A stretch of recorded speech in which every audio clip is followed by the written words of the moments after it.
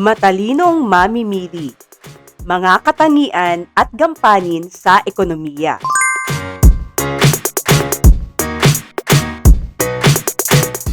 Isang matalinong araw, grade 9. Ang pagkonsumo ay hindi simpleng add to cart lamang. Ito ay salamin ng kultura, kita, pangangailangan at pagpapahalagang nakaugat sa pang-araw-araw na desisyon ng bawat Pilipino. Sa pagsusuri ng gawi, pamantayan at paniniwalang nakaiimpluwensya sa pagkonsumo, mas nauunawaan kung bakit may bumibili dahil sa presyo, may bumibili dahil sa suki, at may bumibili dahil limited edition daw kahit hindi naman talaga kailangan. Kaya naman balikan natin ang tungkol sa gawi, pamantayan at pagpapahalagang nakaiimpluwensya sa pagkonsumo. Sa aral ng nakaraan, umuunlad ang bayan. Konsumo o konsumali. Past checking sa gawi ng Pilipinong mamimili. Isulat ang konsumo kung tama ang pahayag at konsumali kung mali. Ang rehiyonalismo ay tumutukoy sa pagtangkilik sa mga produktong mula sa sariling lalawigan o rehiyon. Konsumo. Ang kaisipang kolonyal ay pagpapahalaga sa lokal na produkto kaysa sa imported na produkto. Konsumali. Ang kaisipang kolonyal ay ang mas mataas na pagtingin o pagtangkilik sa mga imported na produkto kaysa sa mga lokal na produkto. Madalas itong nag-uugat sa impluwensya ng mga dayuhang kultura at sa kasaysayan ng pananakop sa bansa. Ang pakikisama ay maaaring makaapekto sa pagkonsumo dahil may mga mamimiling nananatiling tapat sa kanilang suki kahit may ibang mas murang bilihan. Konsumo. Ang saturation effect ay tumutukoy sa patuloy na pagtaas ng kasiyahan habang paulit-ulit na kinokonsumo ang parehong produkto ng walang hanggan. Konsumali. Ang saturation effect ay tumutukoy sa pagkasawa ng mamimili sa isang produkto.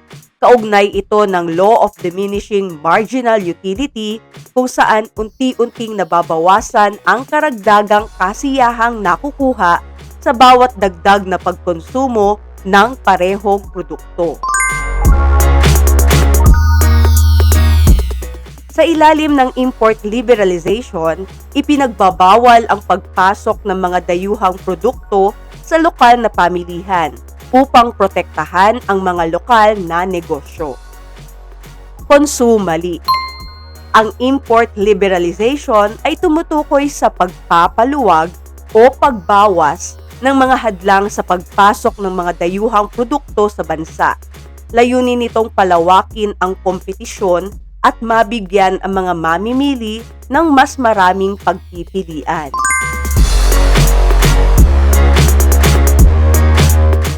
Ang mga gawi at pagpapahalagang nakaiimpluwensya sa pagkonsumo ay nagpapakita na hindi lamang presyo ang batayan ng pagbili.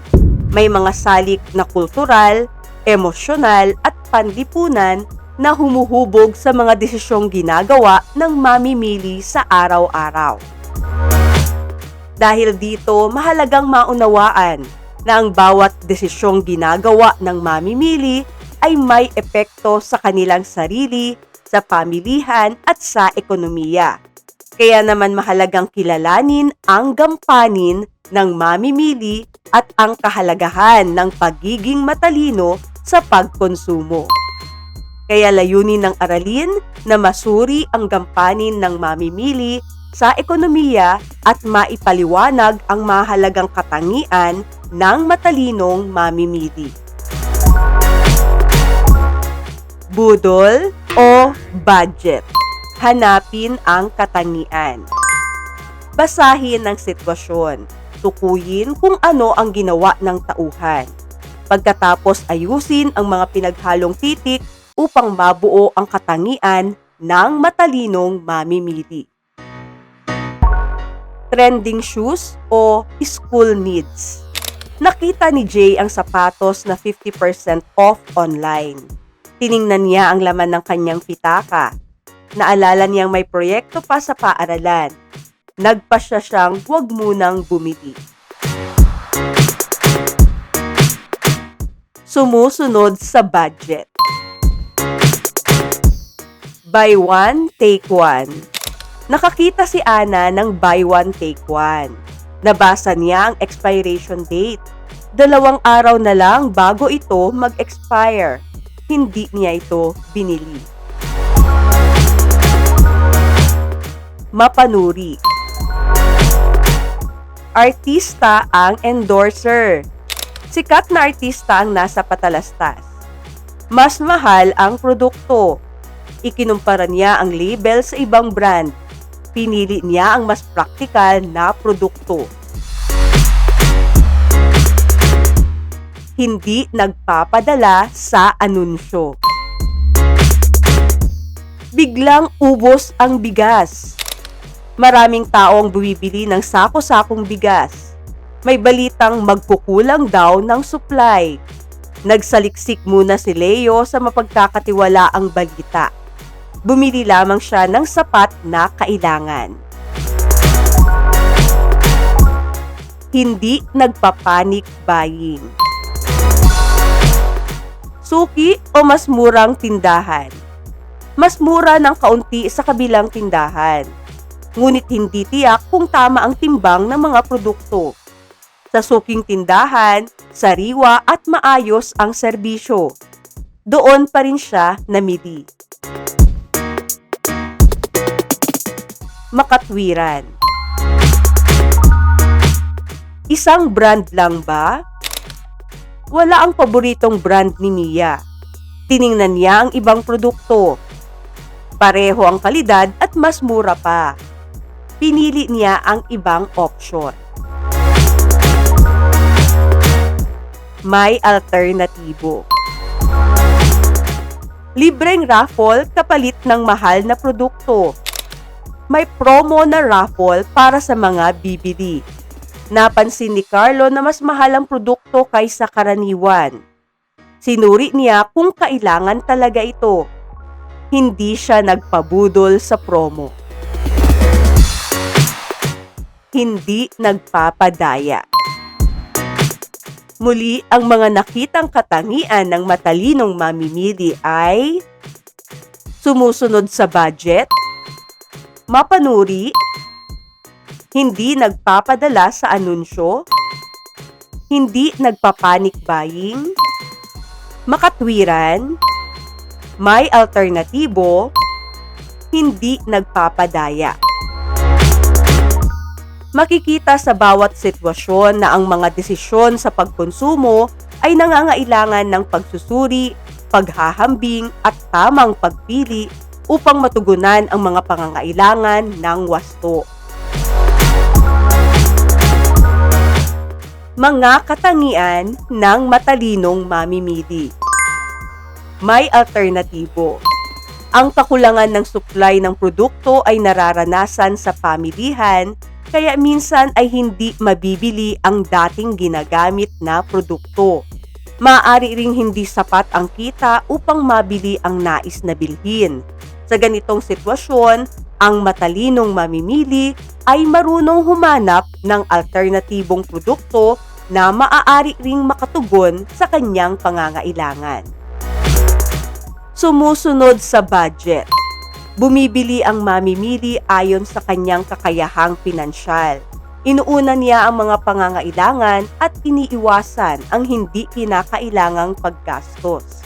Hanggat maaari, hindi siya nangungutang upang bumili ng mga produktong hindi naman mahalaga. Hindi nagpapadala sa anunsyo.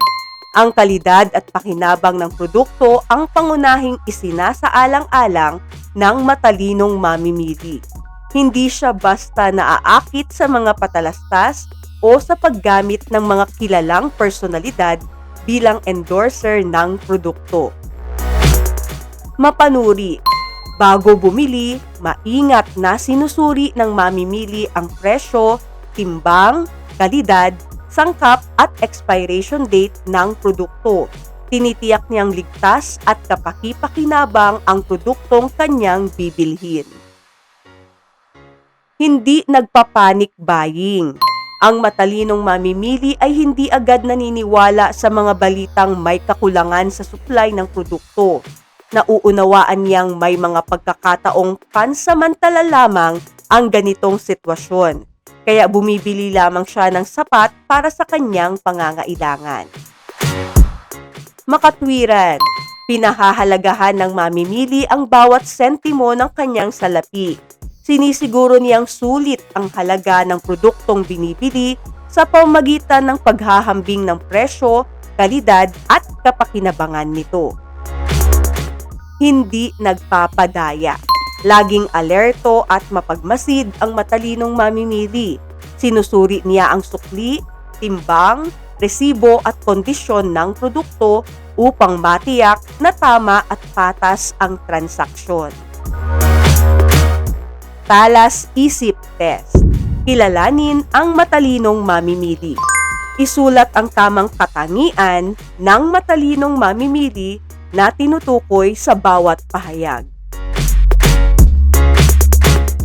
Ang katangian ng mamimili na nagpapakita ng pagpapahalaga sa bawat sentimo at nagtitimbang sa pagitan ng presyo at tunay na pakinabang. Makatwiran. Ang pagiging alerto at handang lumaban sa mga maling gawi ng nagtitinda tulad ng pandaraya sa timbangan. Hindi nagpapadaya. Ang katangian ng mamimili kung saan matyaga niyang pinag-aaralan ang mga sangkap, timbang at expiration date ng paninda. Mapanuri. Ang kasanayan kung saan iniiwasan ang pangungutang at inuuna ang pagbili ayon lamang sa nakalaang kakayahang pampinansyal. Sumusunod sa budget. Ang katangian ng mamimili na may kakayahang makahanap ng pamalit na produkto kapag wala ang dating binibili sa pamilihan. May alternatibo. Ang katangian ng mamimili kung saan binibigyang diin ang kalidad sa halip na ang katanyagan ng artistang nag-e-endorso sa patalastas. Hindi nagpapadala sa anunsyo. Ang katangian ng mamimili na hindi agad nababahala sa mga balitang may kakulangan sa supply at bumibili lamang ng sapat para sa pangangailangan. Hindi nagpa-panic buying. Hindi lamang nakatutulong ang mga katangiang ito sa matalinong pagdedesisyon. Sa pamamagitan ng mga ito, nagkakaroon din ng impluwensya ang mamimili sa mga negosyo, sa pamilihan at sa kabuuang ekonomiya. Ipinakikita nito na ang mamimili ay hindi lamang gumagamit ng mga produkto at serbisyo, kundi may mahalagang papel din sa paghubog ng direksyon ng ekonomiya. Dahil dito, mahalagang maunawaan din ang gampanin ng mamimili sa lipunan at ekonomiya. Ang mamimili hindi lang bumibili, may epekto rin sa ekonomiya. Ang mamimili ay taong bumibili at gumagamit ng mga produkto at serbisyo upang matugunan ang kanyang mga pangangailangan at kagustuhan. Kabilang dito ang pagkain, damit, gamot, gamit sa paaralan, pamasahe, internet at iba pang pang-araw-araw na pangangailangan. Mahalaga ang mga pasyang ginagawa ng mamimili dahil nakaaapekto ang mga ito sa mga negosyo at sa pamilihan. Kapag maraming bumibili ng isang produkto, nagiging gabay ito sa mga producer kung ano at gaano karami ang kanilang dapat likhain. Sa kabilang banda, kapag hindi tinatangkilik ang isang produkto, maaari nitong baguhin ang paraan ng pagnenegosyo ng mga producer. Anong gampanin ko?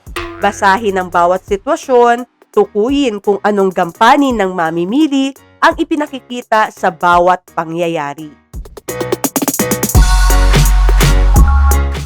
May baon si Angela na 150 pesos para sa isang araw. Sa halip na bilhin ang trending na milk tea, pinili niyang gamitin ang pera para sa tanghalian at pamasahe pauwi. Anong gampanin ng mamimili ang ipinakikita? Tinutugunan ang pangangailangan. Napansin ng isang bakery na mas maraming mamimili ang bumibili ng whole wheat bread kaysa sa regular na tinapay. Dahil dito, dinagdagan niya ang produksyon ng whole wheat bread at naglabas pa ng bagong variant. Anong gampanin ng mamimili ang ipinakikita? Nagbibigay ng mensahe sa pamilihan. Bago bumili ng bigas, sinuri ni Carlo ang timbang at presyo nito. Nang mapansing kulang ang timbang, maayos niyang ipinaalam ito sa tindera upang maitama ang pagkakamali. Anong gampanin ng mamimili ang ipinakikita? Nagtataguyod ng maayos at tapat na pamilihan. Muli, ang mga gampanin ng mamimili ay tinutugunan ang pangangailangan, nagbibigay ng mensahe sa pamilihan, nagtataguyod ng maayos at tapat na pamilihan. Ipinakikita ng mga sitwasyong ito na ang mamimili ay may mahalagang papel na ginagampanan sa ekonomiya. Sa bawat pasya sa pagkonsumo, natutugunan niya ang kanyang mga pangangailangan, nakaapekto sa mga producer at nakatutulong sa pagpapanatili ng maayos na kalakalan. Dahil dito mahalagang maunawaan ang tatlong pangunahing gampanin ng mamimili sa ekonomiya. Muli, ang tatlong mahahalagang gampanin ng mamimili. Tinutugunan ang pangangailangan. Ginagamit ng mamimili ang kanyang limitadong kita upang matugunan ang mga pangunahing pangangailangan at maayos na mapaglaanan ang kanyang budget. Nagbibigay ng mensahe sa pamilihan. Ang mga produkto at serbisyong madalas binibili ng mamimili ay nagsisilbing gabay sa mga producer kung ano ang dapat nilang likhain at ipagbili. Nagtataguyod ng maayos at tapat na pamilihan. Sa pagiging mapanuri at alerto, nakatutulong ang mamimili upang mapanatili ang patas, maayos at responsableng kalakalan sa pamilihan. Talas-isip test. Kilalanin ang gampanin ng mamimili. Isulat ang tamang konsepto o gampaning tinutukoy sa bawat pahayag. Ang mga produkto at serbisyong madalas binibili ng mga tao ay nagsisilbing gabay sa mga negosyo kung ano at gaano karami ang kanilang dapat likhain. Nagbibigay ng mensahe sa pamilihan. Ang gampanin ng mamimili kung saan ginagamit niya ang limitadong kita upang matugunan ang mahalagang pangangailangan at mapamahalaan ng maayos ang budget. Tinutugunan ang pangangailangan. Ang gampanin ng mamimili na naipakikita sa pagsusuri ng presyo, timbang, kalidad at pagiging patas ng transaksyon upang mapanatili ang maayos na kalakalan sa pamilihan. Nagtataguyod ng maayos at tapat na pamilihan.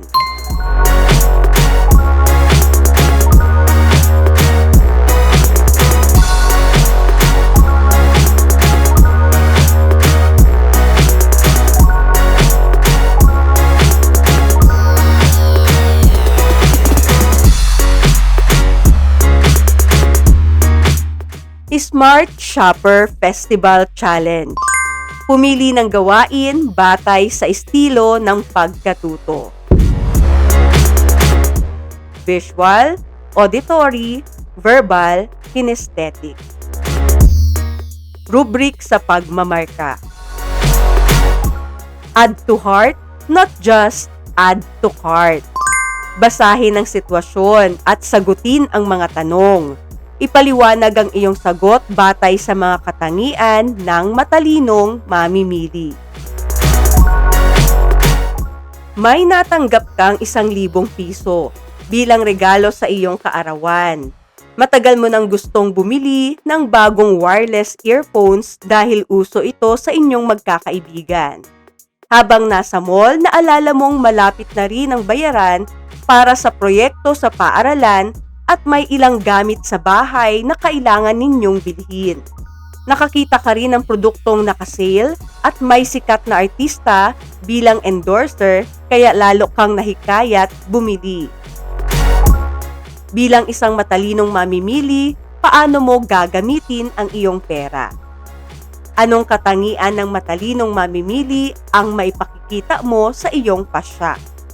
Paano nakatutulong ang matalinong pagpapasya sa paggastos upang matugunan hindi lamang ang sariling pangangailangan, kundi maging ang kapakanan ng pamilya at komunidad? Salamin ng mamimili. Kilalanin ang iyong sarili. Magsagawa ng tapat na pansariling pagtataya bilang mamimili. Lagyan ng check ang bilang na pinakamalapit na naglalarawan sa iyong karaniwang gawi at pagpapasya sa araw-araw. Matapos sagutin ang mga nakalaang tanong. Aling katangian ang pinakamataas mong marka at bakit? Aling katangian ang nais mo pang malinang bilang mamimili? Paano mo ito maisasagawa sa iyong pang-araw-araw na buhay? Konsumo Connect, mapa ng matalinong pamimili. Gumawa ng graphic organizer na nagbubuod sa mga katangian at kampanin ng matalinong mamimili. Muli ang mga katangian ng matalinong mamimili, may alternatibo, sumusunod sa budget, hindi nagpapadala sa anunsyo, mapanuri, hindi nagpapanic buying, makatwiran, hindi nagpapadaya. Ang tatlong mahalagang gampanin ng mamimili ay tinutugunan ng pangangailangan, nagbibigay ng mensahe sa pamilihan, nagtataguyod ng maayos at tapat na pamilihan. Heart check. Handa ka na bang mamili?